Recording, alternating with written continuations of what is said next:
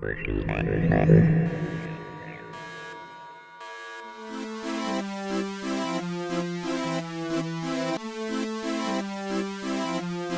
morning and welcome to Geek's Refuge. I'm your host, Ray.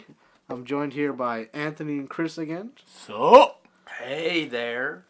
And for these next 3 episodes, we're going to talk about another game series that's near and dear to my heart and Chris King's heart. What's up? Halo 1, 2, and 3. Possibly my favorite game franchise besides Mass Effect that you listened to in the last 3 episodes. So, Chris, we're talking about Halo 1 this episode. Me and you have played all the Halos. We know all the ins and outs of every Halo. Anthony over here is a little bit newer to these games. He doesn't know that much about them. Yeah, I've only played the newer ones, Halo 4 and Halo Reach. Well, Reach isn't really a newer one. It's been out for a while, but I get what you're saying. Alright. So, first episode, we're going to talk about Halo 1. So, one of my first questions about Halo 1 is, what are some of the concepts that... What the fuck? Beep, beep, beep, beep, beep, beep, beep. Yes. What are some of the concepts of that Bungie took to design the Halo franchise? Well, if I remember correctly, some of the concepts they started with is wasn't it? What was the movie with the where they fought the Space Marines, fought the bugs, and then also Doom was an inspiration, wasn't it? Oh, you mean not Colonial Marines? What was it called? I know what you're talking about. I know. It's on the top of my tongue. I'm gonna find out, but yeah, I definitely willing to bet that was an inspiration because if you look at it, the Marines are very similar. However, Halo wasn't originally supposed to be a first-person shooter like it is today. Wasn't it supposed to be third person? It was supposed to be a third-person strategy game. Nah, dude, it was supposed to be a top-down shooter. Top-down Well, shooter. actually, it started with a bird's eye view strategy game serious? at first. Yeah, the game was going to start out like that, but then they switched to third person, which when we saw in the very first trailer at a Microsoft convention, and it was originally only going to be strictly for a PC before the Xbox came out. Then it was made an Xbox launch title as the Halo we know today. It changed completely though. It's considered one of the games that revolutionized the shooter genre, but it took a lot of inspirations from games like Doom. Also, what's it called? Halo was the first game to start the 15-year war between Halo and Call of Duty. It was the first ever 2 games actually going head to head with each other. It was thought to be the first COD killer, but instead was just like the COD maimer. Basically, it was basically what Call of Duty wanted to do, but couldn't do just yet because they didn't have the the technology. Yeah, and the staff. That's why if you look at all the current Call of Duties, they're all going into the future, except with the newest one coming out. Yeah. Halo's always been in the future. Yeah, essentially, you could look at it as the most recent Call of Duty was where you took Halo, a pile of shit, and Call of Duty and put it all together. Kind of. But we're not talking about Call of Duty. I know, but I'm just saying, it even copied stuff from Halo. Just a quick little thing about that. In Infinite Warfare, the most recent Call of Duty, there was a handgun called the Oni, right? So that's already a callback to Halo, because Oni is a faction in Halo. Yeah, the Office But the of second Naval thing about it, Intelligence. the name could just be, they thought of a name, it was like Oni, whatever, it doesn't matter. But what they did was, the reload animation for that gun is the exact same sound for the original Halo 1 sniper rifle reloading. It's carbon copy, they just took it out of the game, put it into their game, and bam. And there's also a game mode where they copy the firefight script and design from Halo Reach. Yeah. And their airships look like pelicans. That's beside the point. So, Halo took inspiration from games like Doom, games like Wolfenstein. Wolfenstein 3D was really a big inspiration, and then movies such as Colonial Marines. War of the Worlds. Oh yeah, War of the Worlds. They took a lot of inspiration from War of the Worlds. What else? We really start to see it in Halo 2 when we first get introduced to Scarab, but we'll talk about that next episode. So, what's the main story of this game, Chris? The main story of Halo is essentially years into the future, humanity has perfected space travel. And as we travel the stars and colonize the galaxy, humanity starts to be on the brink of civil war between a group called the Insurrectionists and the United Nations Space Marine, or the United Nations, what's it called? High Command? Or The the United UNSC. United Nations Space Command. Yeah, United Nations Space Command, which is the government is the human government. Well, as they're about to go to war, the UNSC's Office of Naval Intelligence, or ONI, basically the spooks, they go in and they steal children from all across the galaxy, and replace them with clones that are mentally disabled or going to die soon, and take these children and turn them into super soldiers. The main story focuses on one super soldier, John 117, the Master Chief. He's considered the greatest of all of them. And well, they were originally going to be sent to kill an insurrectionist when the Covenant, a religious, theocratic alien government of multiple alien species, invaded humanity and began one of the most brutal wars in galactic history. I'm guessing for mass genocide. Yeah. Mass genocide of the human race. The way that they describe it is that humanity is a virus in the galaxy. And We should really be. We really are. Kind of are. Like, Yeah. if you take note from what Agent Smith said in the first Matrix when he was talking to Morpheus, he said humanity's like a virus because it moves to one area, consumes all the resources, and then multiplies, and then moves to another area. Yeah. And that's exactly what a virus does. Obviously, kind of True. hard to think about it like that. But In a way, the humanity is a flood. Don't. Bad puns. But and so essentially the Covenant begins a massive war to extinguish the entire human race, because they are a blight on their religion. Also because humanity uses Forerunner technology, which is an ancient alien race that the Covenant seeks after.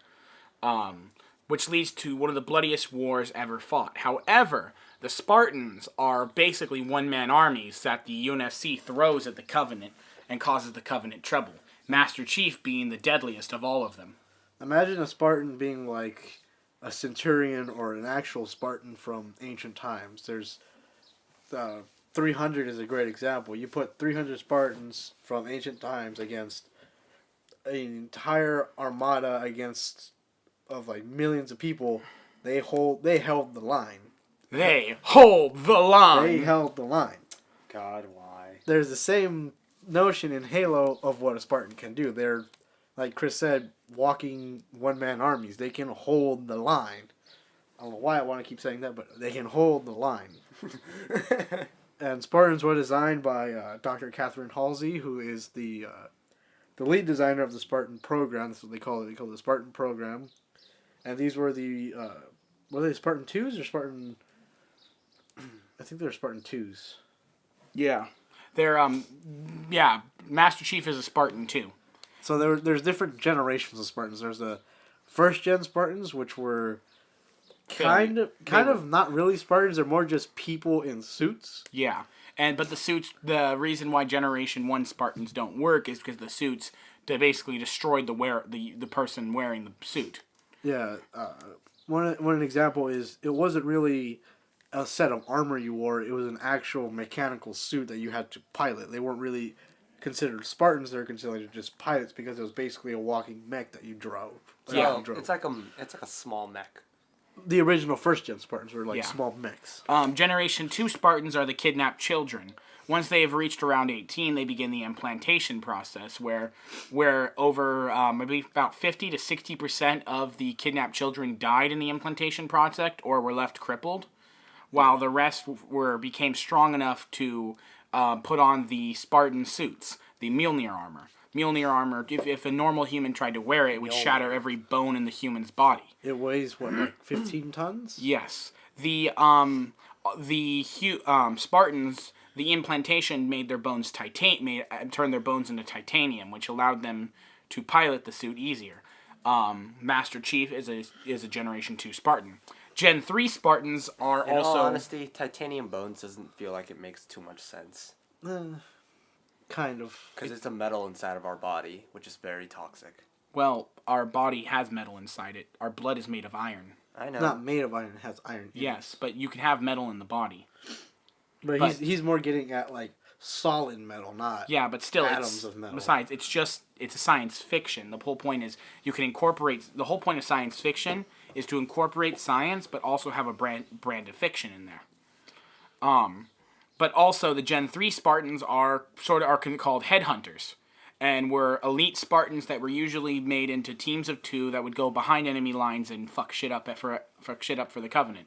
However, they were also deployed onto teams. For example, in Halo Reach, the character you play, Noble 6, is a Spartan 3 who's been assigned to work with a team of Spartan 2s.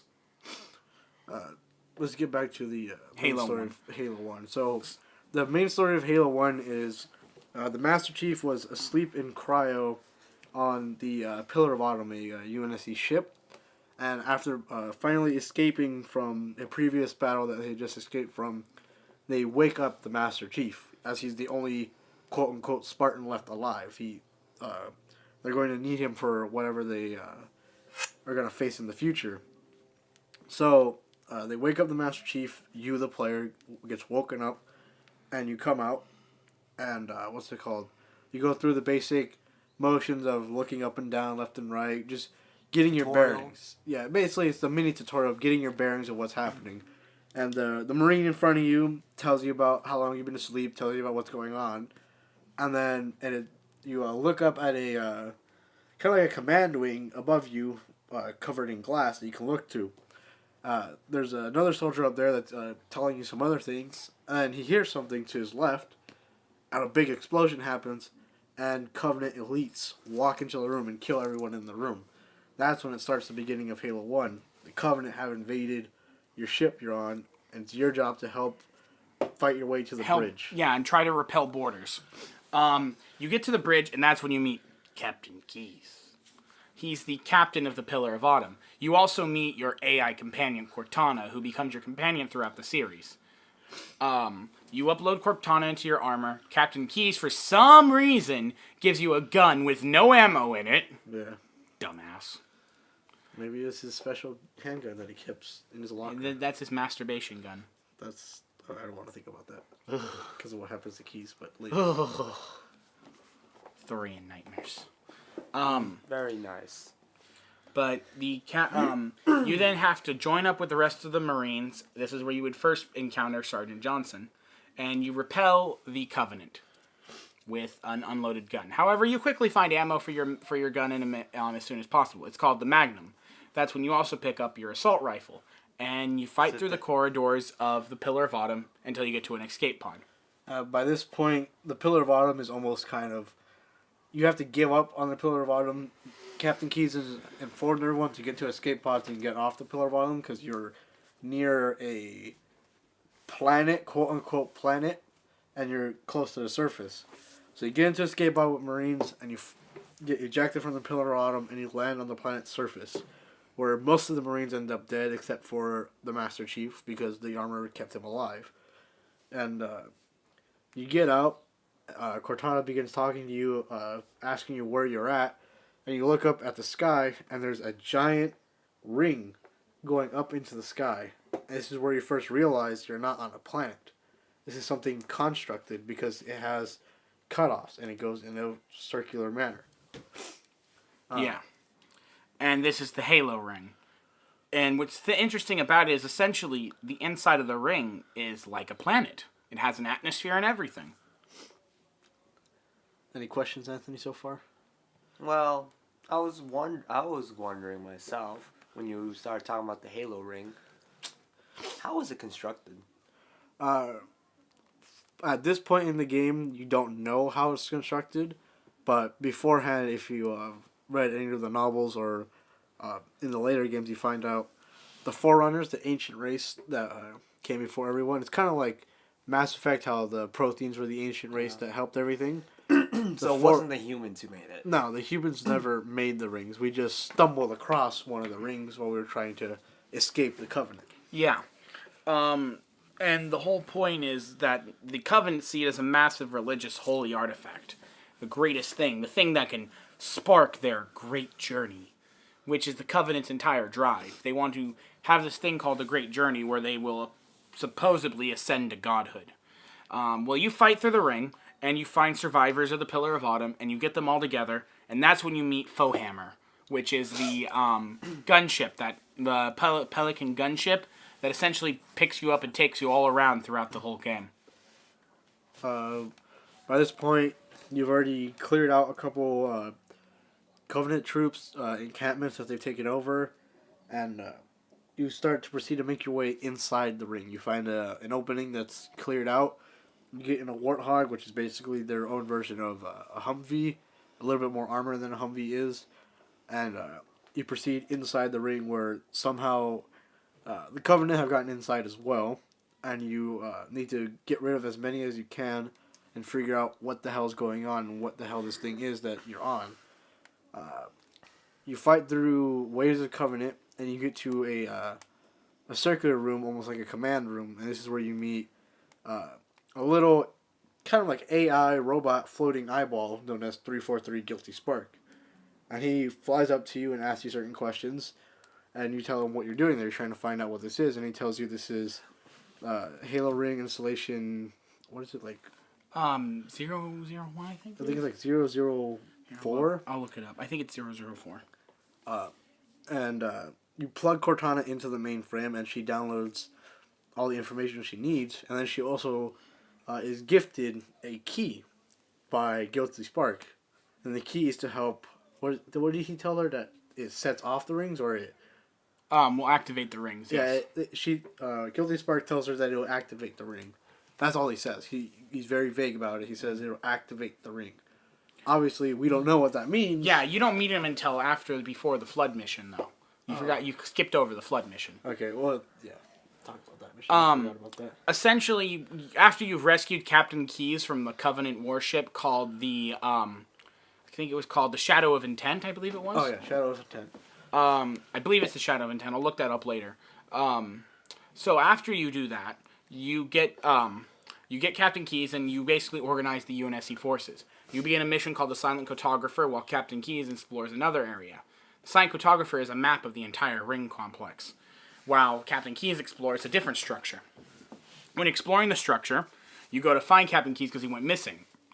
And you come in there, and you find an ancient evil is trapped within there.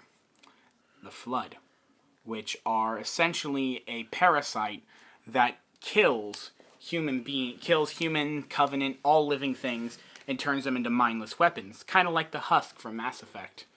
Zombies. Yeah. They kind of are zombies. They really are. Because in Mass Effect, you can kill a Husk and you can kill a cannibal and they will die. Mm-hmm. In Halo, you shoot something's head off, it'll keep fighting. You shoot something's arm off, it'll keep fighting. How do you kill a Flood? You burn it. It's the fastest way to kill a Flood is to burn it. But yeah, 04 is it's installation 04, the Alpha Halo. All right, so where are we at? We're at Silent Cartographer, right? Yeah. When we finished up, I just gave a quick run through of Silent Cartographer. Silent Cartographer is my favorite mission. It's got like this cool beach landing vibe. Oh yeah, you land at night. Your visor's already turned to. No, that's the Shadow of Intent mission. The Silent Cartographer is when there's two pelicans, you land on the beach, you jump on the ground, and you engage the Covenant. That's one of the most memorable missions for me. Yeah, you fly in. There's like a small cutscene. You fly in on your pelicans. The beach is already under siege by the Covenant, and you already have Marines on there. You fly in, you land, you immediately jump off. You're given an assault rifle and I think a shotgun, and it's your job as the Master Chief to take the beach back from the Covenant. It's probably one of the better beginning missions, just because you are the Master Chief, and then you have about 20 or so Marines helping you fight off about 80 or so Covenant, mixed in with different races from the Covenant. Yeah. After clearing the beach, they drop a Warthog for you. The Truth and Reconciliation, not the Shadow of Intent. All right. Yeah, it's called the Truth and Reconciliation, is the Covenant Corvette you get on. Well, after you fight the Flood, you find out that Keyes is still missing. You then find 343 Guilty Spark, and you go to and he tells you to go to the Halo. When you get to activate the Halo, you find Cortana there, and Cortana tells you you're a retard. Yes, because she found out. She dug up information that it's a genocide ring. Yeah, the Halo rings basically are a way to commit mass genocide throughout the galaxy within seconds. The way it works is it targets all organic life in the universe, non-sentient, and it basically disintegrates them completely. Doesn't matter where you are, doesn't matter how far underground you are, it disintegrates all organic life in existence. And the, what's it called? Essentially, it's designed to kill the Flood by destroying the Flood's food source. Which are living things. Yeah. That's smart. Well, I mean, theoretically, it is kind of smart. I mean, you do kill. It does do its job. It does kill the Flood. How you kill zombies? You kill off their food source. People. However, the big mistake with it is that they decided to keep samples of the Flood on the goddamn Halo rings. Yeah. Why the fuck? And the rings aren't 100% perfect. They don't get every single inch of space in the galaxy. So there are places where the Flood still sit there on ships that are roaming around. Then eventually they find their way to habitable planets again, and they reproduce and they become big again, and they take over again. Yeah, and so essentially, Cortana and you decide to get together, and go and figure out how to destroy the Halo ring. Of course, Guilty Sparks doesn't like this, but fuck him. Yeah, so as you figure out that there's a way to destroy the ring by destroying the Pillar of Autumn.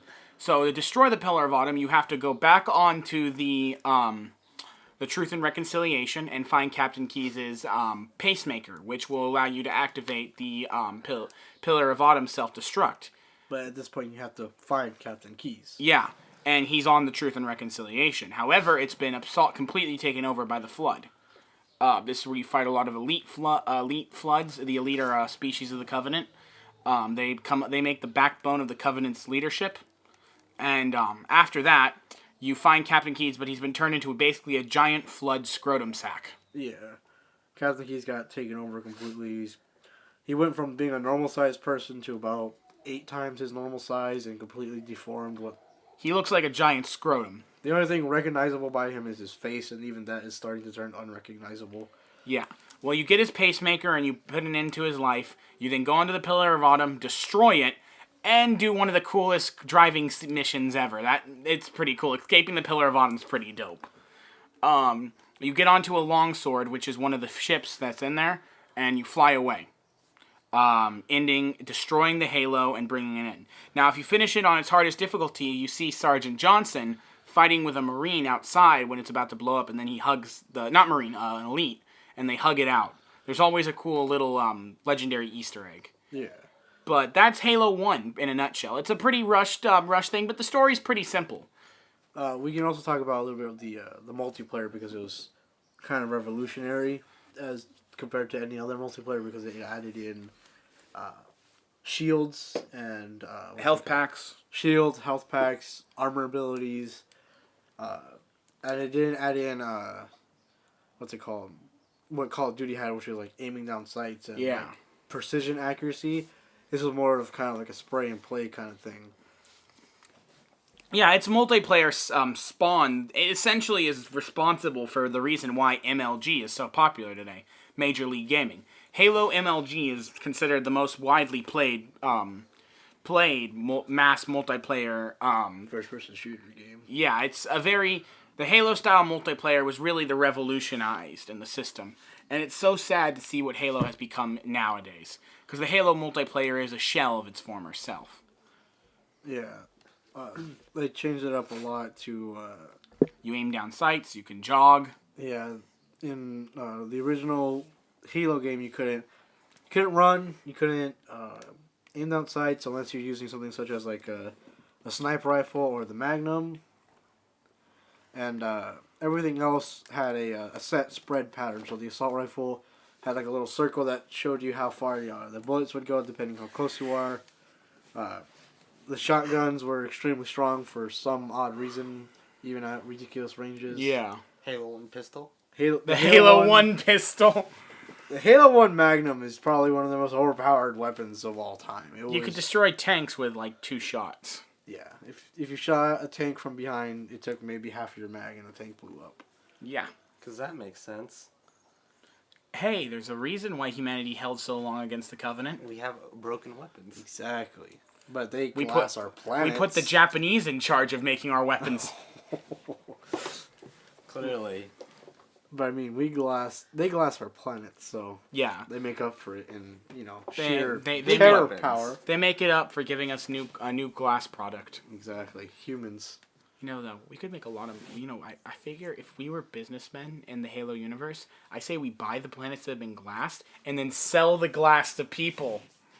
You sound like Joseph Mengele, alright? You're just selling bodies back to people. That's just wrong. But think about the profit. Glass people. These would Wait. be red. Mass genocide, glassed planets. Profit. Step 1, mass genocide. Step 2, glassed planets. Step 3, profit. That's the Covenant's idea. Step 1, mass genocide. Step 2, glass to planets. Step 3, profit. God, now I'm thinking about that game. That does not make any sense, but whatever. Alright, Anthony, you got any questions about the first Halo game that you would like to have answered? How much did they break the multiplayer in the game? It wasn't really that. It was actually really balanced. The only thing that was really unbalanced was the Magnum, but that was because Yeah, it got to the point where the MLG scene, because Halo started MLG. they banned the Magnum. It was Yeah. that strong. But they started Major League Gaming. It sounds like it, because from what you're saying, one shot, I'm guessing, was instant No. kill. No. It One could- shot to the head to any opponent was an instant kill, except for Hunters. Well, we're talking about the multiplayer. Oh, yeah. Multiplayer, it wasn't like that, but it's still an Even- overpowered weapon. Even in campaign, it wasn't a one-shot kill. Really? I used The, to the get... only things you can one-shot in campaign with the Magnum was a grunt or a jackal. That was it. I could get elites with a one-shot. Were their shields already damaged? Yeah, true. But you could shoot up like a few bullets and the elite would the enemy would go down in multiplayer. So I believe that's all the time we have, Ray. Yeah. So that's all the time we have today. Hope to see you again at Geek's Refuge. Bye.